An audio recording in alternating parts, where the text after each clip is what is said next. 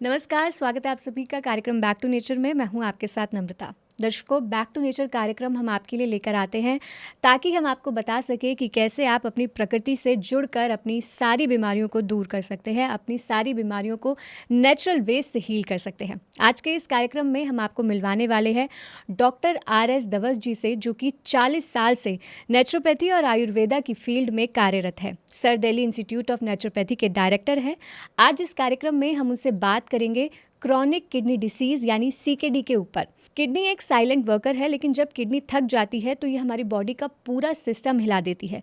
तो आज के इस कार्यक्रम में हम उनसे जानेंगे कि कैसे हम CKD जैसे सीरियस इशू को नेचुरल वे से हील कर सकते हैं। तो चलिए कार्यक्रम की शुरुआत करते हैं और सर का स्वागत करते हैं। वेलकम सर, आपका कार्यक्रम में बहुत बहुत स्वागत है। Thank you. सर, जैसे कि हमारा आज का विषय है क्रॉनिक किडनी डिसीज़, तो मेरा सबसे पहला क्वेश्चन यही है कि क्रॉनिक किडनी डिसीज़ आखिर होती क्या है और ये साइलेंटली क्यों बढ़ती है? किस स्टेज पर जाके हमें ये पता लगता है कि हमारी किडनी में कुछ प्रॉब्लम है और हमें ये सिम्टम्स दिखने लगते हैं? देखिए, ऐसा होता है, हमारे शरीर में बहुत सारे सिस्टम्स होते हैं, जैसे कि circulatory system, nervous system, digestive system. इसी तरह का एक सिस्टम होता है एक्सक्रीटरी सिस्टम, जो दूषित पदार्थों को शरीर से बाहर निकालता है। तो वो सिस्टम को हम एक्सक्रीटरी सिस्टम बोलते हैं, ठीक है ना। तो इस सिस्टम का पार्ट होते हैं जैसे किडनी, ये दो होती हैं। यूरेटर, ये मांसपेशियों की बनी हुई 25 सेंटीमीटर की एक नली होती हैं दो, जो किडनी से ब्लैडर तक जाती हैं। तीसरा ब्लैडर, चौथा यूरेथ्रा। ये 4 पार्ट होते हैं एक्सक्रीटरी सिस्टम के। हम बात कर रहे हैं किडनी की।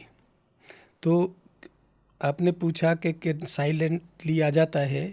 साइलेंटली आ जाता है, लेकिन बॉडी में सिम्टम्स दिखाई दे जाते हैं, लेकिन हम उनको अनदेखी करते हैं, तब ये रोग बन जाता है। अचानक नहीं बनता कोई रोग, ये हम जब इनकी अनदेखी करते हैं तब बनता है।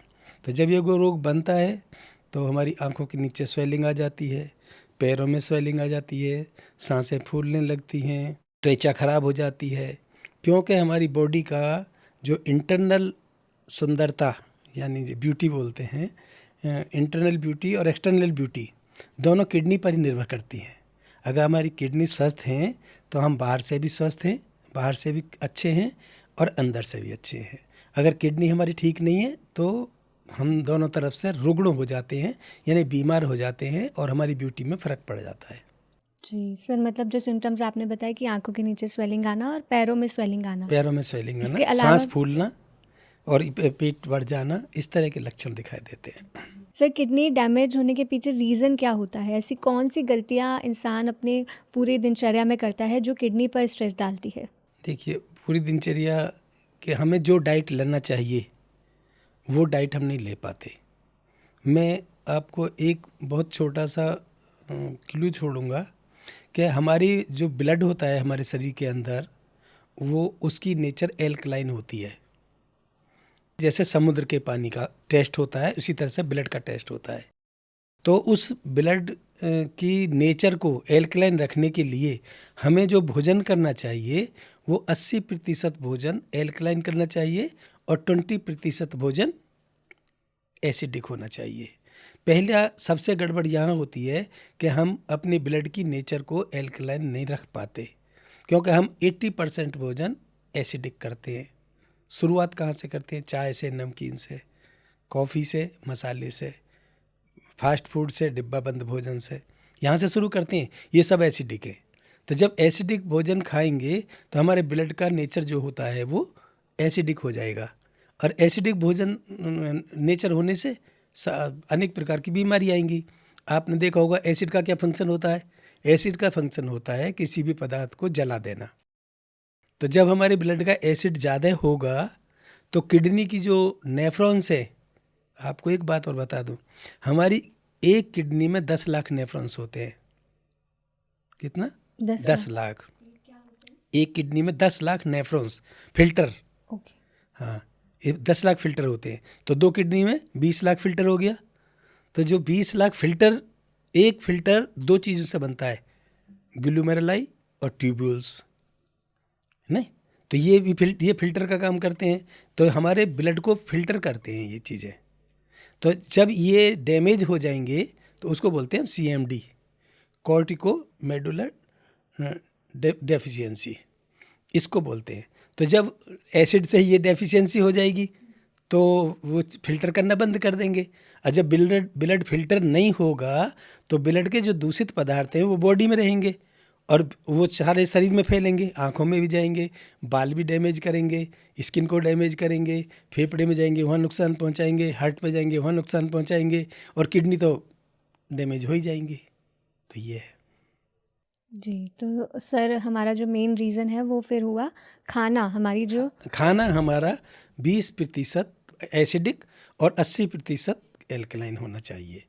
जी, तो सर फिर कौन से स्टेज पर जाकर हमें ये पता लगता है कि हमारी किडनी जो है डैमेज होना शुरू हो गई है? देखिए, पता कब लगता है कि पैरों में सूजन आया, सांस फूलना शुरू हुआ, तो सबसे पहले हम जाएंगे एक एक्सरे कराएंगे। एक्सरे में कुछ नहीं आएगा, छाती का एक्सरे में कुछ नहीं आएगा, तो फिर दूसरी बार जाएंगे तो हम ब्लड टेस्ट कराएंगे, CBC कराएंगे, KFT कराएंगे। तो KFT में हमारा यूरिया और क्रिएटिनिन बढ़ा आएगा। फिर जाएंगे हम अल्ट्रासाउंड कराएंगे, अल्ट्रासाउंड में CMD की स्टेज आएगी, वो आएगी तब पता लगेगा कि हमारी किडनी फेल हो चुकी है। तो सर जब आमतौर पर हमने जो सुना है कि अगर किडनी एक बार फेल हो जाती है तो किडनी को ट्रांसप्लांट कराना पड़ता है, वो ठीक नहीं होती, तो क्या हमारे नेचुरोपैथी में ऐसा कोई ट्रीटमेंट है जिससे हम अपनी किडनी को डैमेज किडनी को दोबारा से ठीक कर सके? हाँ, उसको कहते हैं रिपेयरिंग। तो देखिए, किडनी का फंक्शन बता दूं मैं पहले। एक किडनी में मैंने बताया 10 लाख नेफ्रॉन्स, 2 किडनी में 20 लाख नेफ्रॉन्स, और उनमें 20-20 लाख ट्यूब्यूल्स हैं और ग्लोमेरुलाई हैं। तो हमारी किडनी 1 मिनट में 1200 ml ब्लड फिल्टर करती है। कितना? 1200 ml ब्लड फिल्टर करती है, यानी 2718 लीटर ब्लड फिल्टर करती है 24 घंटे में। तो जब इतना ब्लड फिल्टर करती हैं वो नेफ्रॉन्स, तो ग्लोमेरुलाई जो है उसका फंक्शन होता है यूरिन बनाना। वो 1 मिनट में 125 ml ब्लड को फिल्टर करती है, यानी कि 24 घंटे में 180 लीटर यूरिन बनाती है। फिर फंक्शन आता है ट्यूब्यूल्स का। ट्यूब्यूल्स क्या करती है, जो ग्लोमेरुलाई ने फिल्टर किया और 180 लीटर यूरिन बनाया, तो ट्यूब्यूल ने उसको 99% एब्जॉर्ब कर लिया, यानी 178 लीटर उसको एब्जॉर्ब कर लिया। तो बाकी कितना बचा? 2 लीटर। अब 2 लीटर यूरिन हमारे शरीर के अंदर बना, कितने में? 24 घंटे में, और वो यूरेटर के द्वारा ब्लैडर के अंदर इकट्ठा हो गया, यूरेथ्रा के द्वारा बाहर निकल गया। तो अब इतनी बारीक बारीक चीज़ें हैं जो हम मतलब जिनको हमें संभाल के रखना है। और संभाल के कैसे रखना है कि हमें वो चीज़ देनी चाहिए किडनी के लिए कि जो उनको पोषण दें, ना कि उनको डैमेज करें। तो पोषण क्या चीज़ करती हैं? जो किडनी को चाहिए वो चीज़ दे दीजिए, प्रोटीन भी दीजिए, कार्बोहाइड्रेट भी दीजिए, सब चीज़ दीजिए, लेकिन एक लिमिट मात्रा में दीजिए। और ध्यान रखिए कि हमारे जो ब्लड की नेचर है वो एल्कलाइन रहनी चाहिए, एसिडिक नहीं होनी चाहिए। एसिडिक होगी तो हर प्रकार की बीमारी आएगी। नेचुरोपैथी में कहते हैं कि 20% एसिडिक और 80% एल्कलाइन भोजन लेना चाहिए, तो हम बीमार ही नहीं पड़ेंगे और बिल्कुल स्वस्थ रहेंगे। दूसरा, बॉडी की नीड होती है। आपने देखा होगा कि बॉडी जब किसी चीज़ की ज़रूरत होती है ना, उसको मांगती है, हमें उसको देना चाहिए। या बॉडी में कोई प्रॉब्लम आती है तो इंडिकेट करती है, आपका सांस फूलना शुरू हो गया, क्यों हो गया? तो इसका मतलब कहीं ना कहीं ब्लॉकेज आई है, या आपके शरीर के अंदर पानी की मात्रा ज़्यादा हो गई है, या आपके शरीर के अंदर वायु की मात्रा हो गई है। नेचुरोपैथी में क्या होता है? 5 तत्व होते हैं, मिट्टी, पानी, धूप, हवा और आकाश। तो 5 तत्वों को बैलेंस करना है। अब कोई सा भी डिस्टर्ब होगा तो परेशानी होगी, अब परेशानी होगी तो डिजीज़ पैदा होगी, और डिजीज़ सही करने के लिए उनको बैलेंस करना है। बस यही कहानी है सारी। जी, सर आपने ये तो बताया कि किडनी को पोषण देने की ज़रूरत है, उसको प्रोटीन देने की ज़रूरत है, एल्कलाइन फूड देने की ज़रूरत है, लेकिन वो एल्कलाइन फूड क्या है, वो प्रोटीन फूड क्या है जो हम किडनी के लिए इनटेक कर सकते हैं? देखिए, हम कोई भी भोजन लेते हैं ना, तो सबसे पहले हम अपने वजन का 1% भोजन लें फलों के रूप में या सलाद के रूप में। जैसे सुबह का भोजन ले रहे हैं तो हम 1% फल खा लें। मौसम का कोई भी फल आ रहा है वही खा लीजिए, वही आपको न्यूट्रिशन देगा। तो आपका वजन 50 किलो है तो आधा किलो फल खा लीजिए।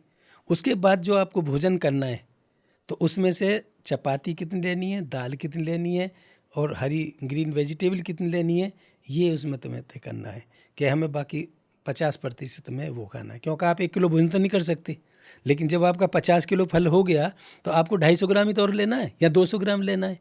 तो 200 ग्राम में डिसाइड कर लीजिए ना कि प्रोटीन कितनी चाहिए, आपका शरीर खुद मांगता है।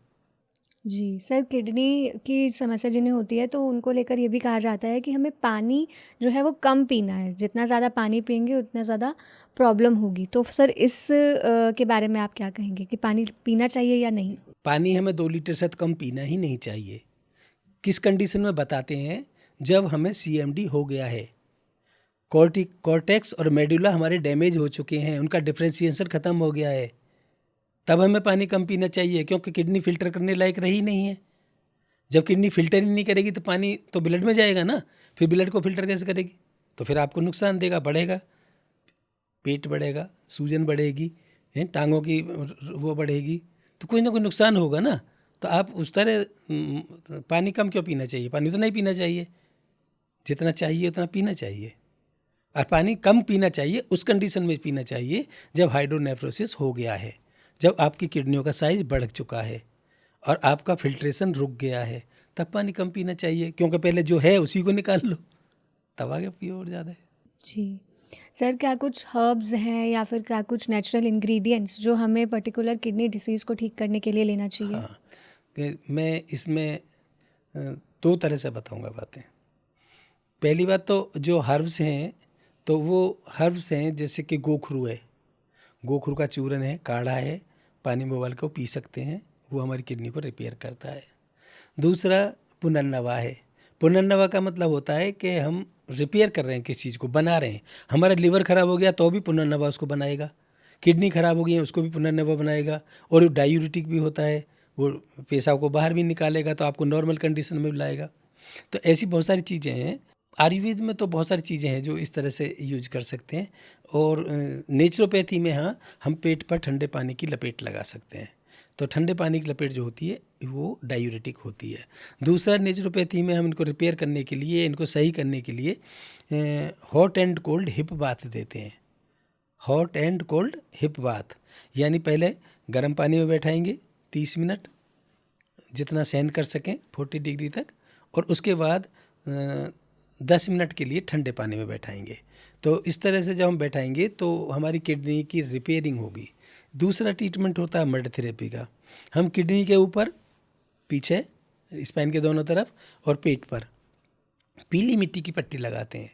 येलो मड पैक लगा बोलते हैं उसको, येलो मड पैक लगाते हैं। मिट्टी का काम रिपेयरिंग करना होता है। कहीं भी शरीर में टूट फूट हो जाओ, बाहर हो जाओ, भीतर हो जाओ, मिट्टी रिपेयर कर देती है, बहुत जल्दी रिपेयर कर देती है। और पीली मिट्टी का तो बहुत ही अच्छा लाभ है। दूसरी बात, मिट्टी भी कई प्रकार की होती है। अब कह रहे हैं किडनी खराब हो गई, किडनी में सिस्ट हो जाती है तो भी तो खराब हो जाती हैं। सिस्ट हो गई, फिब्रॉइड हो गए तो वो उससे भी खराब होती है। तो उसके लिए क्या करेंगे, उसमें किडनी के ऊपर हम काली मिट्टी लगाते हैं। काली मिट्टी का प्रयोग जो सिस्ट को बहुत जल्दी डैमेज कर देता है और सिकोड़ के ख़त्म कर देता है। तो मिट्टी का प्रयोग हो गया, पानी का प्रयोग हुआ, हम ये प्रयोग करते हैं तो हमारी किडनी बहुत जल्दी रिपेयर हो जाती हैं, बशर्ते कि एलोपैथी मेडिसिन ना ली जाए। ओके, तो पूरी तरीके से आयुर्वेदिक और नेचुरोपैथिक ट्रीटमेंट लेना है। ट्रीटमेंट में लेके हम किडनी रिपेयर कर लेते हैं। अब देखिए, कोई चीज़ टूट गई, उसको 2 ही बातें हैं ना, क्या करते हैं, उसको चेंज करा दो, फिर दूसरे की लगा दो और इसको निकाल दो, ये हो गया ना, ये ट्रीटमेंट नहीं हुआ, लेकिन ये एक्सचेंज हो गया। लेकिन क्या गारंटी है कि जिसकी लगाई है वो उसको ब्लड सूट करेगा, उसकी ब्लड की नेचर सूट करेगी? नहीं करेगी तो आपकी दूसरी किडनी भी जाएगी फिर। तो जो चीज़ में टूट फूट हुई है उसको हम रिपेयर करते हैं, और मिट्टी से रिपेयर करते हैं, पानी से रिपेयर करते हैं, डाइट से रिपेयर करते हैं, और कुछ आयुर्वेदिक मेडिसिन जो होती हैं उनको देते हैं, तो बहुत जल्दी रिलीफ हो जाता है और किडनी रिपेयर हो जाती है। तो अब रिपेयर करने का मतलब एक बार रिपेयर हो गई तो लाइफ लॉन्ग चलेगी फिर वो इस तरह से होता है। जी, यानी एक्सटर्नल चीज़ों पे डिपेंड ना रह के जो नेचर में चीज़ें हैं उनकी तरफ हमें जाना चाहिए। जाना चाहिए। जी। सर, आगे आपसे जानना चाहूँगी कि किडनी के लिए कोई स्पेसिफिक आसन, मुद्रा, प्राणायाम कुछ आप रिकमेंड करना चाहेंगे? हाँ, किडनी के लिए जो हम करना चाहेंगे तो पहली बात तो ऐसे प्राणायाम तो वो करने चाहिए जिसमें हम अधिक से अधिक मात्रा में ऑक्सीजन ले सकें, अंदर ऑक्सीजन खाएं, क्योंकि किडनी जब खराब होती हैं तो एक फॉर्मूला है कि पीपल के पत्ते और धनिया के पत्ते दोनों में पीस कर और उसका घोल बना करके पिलाते हैं, क्योंकि पीपल के पत्ते ऑक्सीजन बहुत ज़्यादा देते हैं। तो इसी तरह से हमें प्राणायाम करने चाहिए जिससे कि हमारे अंदर ऑक्सीजन इनहेल ज़्यादा हो और वो बाहर कम निकले, पहली बात। दूसरी बात, अगर हम ज़्यादा मतलब हम एक्स्ट्रा बढ़ गया अंदर, दूषित पदार्थ ज़्यादा हो गए, तो फिर हमें वैसे प्राणायाम भी करने चाहिए जो कार्बन डाइऑक्साइड को ज़्यादा से ज़्यादा बाहर निकाल सकें, क्योंकि कार्बन डाइऑक्साइड के साथ ही अनेक प्रकार के दूषित तत्व जिन्हें हम विजातीय द्रव्य बोलते हैं या टॉक्सिन्स बोलते हैं वो बाहर निकल जाते हैं, तो बॉडी का प्योरीफिकेशन होता है। तो हमें इसको बैलेंस करना है कि पेशेंट की कंडीशन क्या है, कि हमें उसको ऑक्सीजन ज़्यादा देनी है या उसकी कार्बन डाइऑक्साइड ज़्यादा निकालनी है, ये पेशेंट देख कर निर्भर करता है, पहली बात। दूसरी बात, जहाँ के आसन की बात है तो आसन हम बैक बेंडिंग के करने चाहिए। बैक बेंडिंग में जैसे सर्पासन, भुजंगासन, शलभासन, धनुरासन, जिसमें हम बैक हमारी मुड़े जिससे किडनी एक्टिवेट हो उसमें। और ये ज़बरदस्ती नहीं करना चाहिए, जितना आराम से कर सकें शिथिलतापूर्वक उतना करना चाहिए। प्राणायाम कर रहे हैं चाहे आसन कर रहे हैं, सब में बड़े सोच समझ करके जितना बॉडी मांगती है उतना करिए। बॉडी जहाँ परेशानी महसूस होती है वहीं रोक दीजिए, उसको मत करिए। सर, ये तो आपने बताया कि कैसे योग, आसन, प्राणायाम के माध्यम से भी हम अपनी किडनी को ठीक कर सकते हैं, और इससे पहले जो कारण आपने बताए थे उसमें आपने बताया कि जो आहार सबसे मेन रीज़न है, जो एसिडिक फूड है वो मेन रीज़न। लेकिन सर प्रोटीन डाइट बंद कर देनी चाहिए ना, प्रोटीन डाइट बंद कर देनी चाहिए, क्यों जितने भी प्रोटीन हम लेते हैं किसी भी रूप में लेते हैं सबसे एमिनो एसिड बनते हैं, और एमिनो एसिड का फंक्शन होता है कि सेल बढ़ाना। लेकिन जब हमारी किडनी डैमेज हो चुकी तो सेल बढ़ाने की बात तो भूल जाइए, वो एसिड बन रहा है, और एसिड बन रहा है तो एसिड तो डैमेज करेगा कुछ भी फिर। तो प्रोटीन, पनीर, दाल, छोले, राजमा, ऐसी चीज़ों पे तो पाबंदी लगा देनी चाहिए तुरंत ही। गरम मसाले, लाल मिर्च, तेल, ये चीज़ों पे पाबंदी तुरंत लगाना चाहिए। जी। लेकिन सर, क्या हमारी जो मेंटल हेल्थ है, क्या उसका भी प्रभाव हमारी फिज़िकल हेल्थ पर पड़ता है? यानी कि क्या अगर हम एंजाइटी में है, डिप्रेशन में है, तो भी क्या उसका प्रभाव किडनी पे पड़ सकता है? देखिए, जब हम टेंशन में होते हैं तो हमारी एड्रेनलिन ग्लैंड जो होती है वो 2 प्रकार के हार्मोन निकालती है, एड्रेनलिन हार्मोन और नॉर एड्रेनलिन हार्मोन, और एक निकालती कॉर्टिसोल जब हम टेंशन में। तो जब इन दो हार्मोन को निकालती है तो अब क्या होता है, एड्रेनलिन हार्मोन ब्लड के अंदर आ गया, कॉर्टिसोल ब्लड के अंदर आ गया, वो क्लॉट बना देता है। अब जो क्लॉट बना देता है तो जहाँ क्लॉट बनता है वहाँ ब्लॉकेज हो जाती है, तो नुकसान तो होगा ही होगा। और जितने भी स्ट्रेस वाले हार्मोन होते हैं सारे किडनी को नुकसान पहुँचाते हैं, तो वो टेंशन फ्री तो होना ही है। लेकिन जब किडनी फेल हो जाती है या किडनी में डैमेज शुरू हो जाती है तो टेंशन पेशेंट को आती है। फिर उसको किसी ऐसे चिकित्सक से सलाह लेनी चाहिए, ऐसे नेचुरोपैथ से सलाह लेनी चाहिए, ऐसे योगाचार्य से सलाह लेनी चाहिए जो उसकी स्ट्रेस को कम करे और उसका मनोबल बढ़ाए।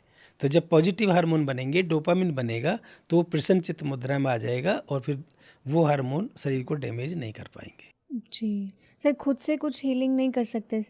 मतलब किसी से कंसल्ट किए बिना अगर कोई चाहे कि वो खुद से अपनी हीलिंग कर पाए बता रहे हैं, स्पिरिचुअली, ध्यान मेंटली? करिए ना, मेडिटेशन करिए और प्राणायाम करिए। प्राणायाम में अभी आप अनुलोम विलोम कर सकते हैं, नाड़ी शोधन कर सकते हैं, ब्राह्मरी कर सकते हैं, तो इस तरह करिए, ब्राह्मरी प्राणायाम करिए, नाड़ी शोधन करिए, ये करिए। जी, तो यानी कि हमारी मेंटल हेल्थ भी ठीक होना बहुत ज़रूरी है। बहुत ज़रूरी, मेंटल हेल्थ सभी को बिगाड़ती है, सही चीज़ों को बिगाड़ देती है। जी। सर, ये जो फ़िज़िकल एक्टिविटी आज के टाइम पे कम हो गई है, जैसे बहुत ज़्यादा लोग अब फ़ोन वग़ैरह में रहते हैं, ऑफ़िस में जाते हैं तो उनका रूटीन इतना नहीं है कि वो सुबह योगा, एक्सरसाइज़ पे ध्यान दे पाएँ, वॉकिंग कर पाएँ, और यही शेड्यूल रह गया है कि सुबह ऑफ़िस जाना है, रात को घर आना है, खाना खाना है और सो जाना है। तो ये फ़िज़िकल एक्टिविटी कम होने की वजह से भी क्या डिसीज़ेज़ बढ़ रही हैं? डिजीज़ बढ़ रही हैं। इसमें जितनी भी सर्कुलेटरी डिजीज़ें हैं यानी ब्लड संबंधी डिजीज़ हैं वो बढ़ रही हैं। क्यों? ब्लड प्रेशर हो जाता है। जहाँ ब्लड प्रेशर हो जाता है तो उसके कारण बहुत सारी डिजीज़ आ जाती हैं अपने आप ही, क्योंकि ब्लड का सर्कुलेशन पूरी तरह नहीं कर पाते। सुबह जगे अपने काम करे जो करने हैं और अपने ऑफिस के चल दिए, ना तो मॉर्निंग वॉक करते हैं, ना ही कोई छोटी मोटी एक्सरसाइज करते हैं, ना प्राणायाम करते हैं, तो हमारा ब्लड का सर्कुलेशन जो होता है ना वो पूरी तरह ठीक नहीं हो पाता। और फिर जब ब्लड का सर्कुलेशन पूरी तरह ठीक नहीं होता तो वो पूरी तरह सप्लाई भी नहीं होता सब जगह के लिए, तो माइंड को भी सप्लाई नहीं होगा, कम होगा। तो जब कम होगा तो स्ट्रेस आएगा तो जो अब हम अपने लिए समय नहीं दे पाते ना, पार्क में जाने का, घर में प्राणायाम करने का या लाइट एक्सरसाइज करने का नहीं दे पाता, जो भी आदमी या जो भी पर्सन नहीं दे पाता है, तो फिर उसके लिए टाइम अस्पताल वाले ले लेते हैं। वो क्या बहुत बहुत दिन रेस्ट कराते हैं, भर्ती हो जाओ, ग्लूकोज चढ़ता रहेगा, रेस्ट हो गया तो वो रेस्ट करा देते हैं। रेस्ट तो करना ही है ना कभी, या अपने आप कर लीजिए या हॉस्पिटल में डॉक्टर्स कराएंगे वो कर लीजिए। सर, किडनी खराब होने की वजह से क्या कोई और बीमारी भी हमारे शरीर में होती है? हाँ, देखिए जैसे किडनी खराब हो गई हैं तो हमारे शरीर में और बीमारियां भी हो सकती हैं, क्योंकि किडनी में प्रोस्टोग्लैंडिन हार्मोन बनता है। इसका क्या फंक्शन होता है? इसका फंक्शन होता है कि एसिड और एल्कलाइन की मात्रा को बैलेंस करना। अगर वो बैलेंस है तो हम ठीक रहेंगे, क्योंकि उसमें सोडियम पोटेशियम बनते हैं, उसको भी बैलेंस करता है ये प्रोस्टोग्लैंडिन हार्मोन। तो जो प्रोस्टोग्लैंडिन हार्मोन इनको बैलेंस करता है, तो जो सोडियम की मात्रा कम हो जाएगा तो हमारा ब्रेन काम करना कम कर देगा। पोटेशियम की मात्रा कम हो जाएगी तो हमारा हार्ट, इसकी मांसपेशियाँ कमज़ोर हो जाएंगी तो हार्ट पे प्रॉब्लम आएगी। इस तरह से एक हार्मोन और बनता है जो विटामिन डी इसमें बनता है। तो विटामिन डी की कमी हो जाएगी तो क्या होगा? हड्डियाँ कमज़ोर हो जाएंगी। ये हो गया। और एक हार्मोन बनता है जो बोन मैरो में बनता है, जिसको बोलते हैं इरिथ्रोपोइटिन। अगर वो इरिथ्रोपोइटिन हार्मोन कम बनता है तो बोन मैरो के अंदर हमारा ब्लड कम बनता है। आपने देखा होगा जब किडनी खराब होती है तो सबसे पहले ब्लड कम हो जाता है, क्योंकि इरिथ्रोपोइटिन हार्मोन बनना बंद हो जाता है और ब्लड की सेल्स जो बननी कम हो जाती हैं। तो इस तरह से बहुत सारे नुकसान हैं जो किडनी खराब होती है तो शरीर को आते हैं, जो देखने पड़ते हैं। यानी एक बीमारी के साथ कई बीमारियां कई साथ। बीमारियां आ जाती हैं। जी। सर, वैसे तो आपने बहुत सारी चीज़ें बताई जो नेचुरोपैथी और आयुर्वेदिक के माध्यम से हम ठीक कर सकते हैं अपनी किडनी को। लेकिन सर, एक स्टेज कभी ऐसा आता है कि जब हमें डॉक्टर के पास जाना ही पड़ता है, तो उस सिचुएशन में क्या करें? हम बिल्कुल एलोपैथी कैसे छोड़ें? नहीं, एलोपैथी कैसे छोड़ें? एलोपैथी से होता ही क्या है? कोई बचता देखा है? किडनी पेशेंट कोई बचा है? ट्रांसप्लांट करा दिया तो 2-3 साल बच जाता है। सर, ये जो डायलिसिस होती है। हाँ, तो डायलिसिस होती है तो कितने दिन चलती है? 2 साल, 4 साल, 6 साल। क्योंकि जो किडनी काम कर रही होती है ना, वो मशीन लगा दी जाती है, वो डायलिसिस कर देती है, तो आदमी जिंदा रह लेता है। बस जिंदा रह लेता है ना, काम तो नहीं करता ना, काम का नहीं रहता ना किसी का, बस सांस लेता रहता है ठीक से। कहाँ होता है बताओ? आपको किसी ब्लड प्रेशर के रोगी को ठीक होता है वो देखा है? किसी स्किन डिजीज को ठीक होते देखा है? किसी दमा के रोगी को ठीक होते देखा है? नहीं देखा ना। फिर कहते हैं मेंटेन करो, ये तो लाइफ स्टाइल डिजीज़ है। तो लाइफ स्टाइल डिजीज़ है तो दवाई खाते हो, लाइफ स्टाइल दे जाते हो। लेकिन स्वस्थ रहना है तो आपको पृथ्वी के टच में भी आना पड़ेगा, आपको पानी के टच में भी आना पड़ेगा, आपको वायु के टच में भी आना पड़ेगा, और आपको फास्टिंग भी करनी पड़ेगी। कि नेचुरोपैथी में 5 फैकल्टी होती हैं: मिट्टी, पानी, धूप, हवा और आकाश। मिट्टी को कहते हैं मड थेरेपी, पानी को कहते हैं हाइड्रोथेरेपी, धूप को कहते हैं क्रोमोथेरेपी, वायु को कहते हैं एरोथेरेपी जिसको आप प्राणायाम बोल रहे हैं, और एक को रह गया फास्टिंग, आकाश।